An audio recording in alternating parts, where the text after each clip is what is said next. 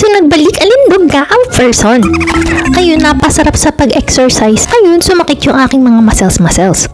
Kaya nag-research ako kung ano yung mga makakapagpa-repair ng ating mga muscles. At ang number 1 dyan ay ang ginger tea. So, hinaluan ko lang siya ng ginger paste, tapos honey para medyo may tamis-tamis siya ng konti.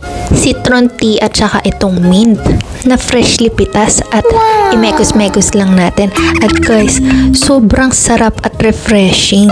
Known kasi ang ginger as anti-inflammatory. In short, pantanggal ng mga pamamaga-maga or mga sakit sa mga muscles. You know, number 2 ay protein-rich smoothie at saka prutas para ma-replace yung mga electrolytes. So, yung electrolytes na na-loss during, nagpawis-pawis tayo sa exercise. Tapos, nilagyan na natin ng Greek yogurt, cocoa powder, honey para medyo tumamis-tamis, saging, apple, at saka almond milk. And, guys, sobrang sarap, as in promise, walang halong joke.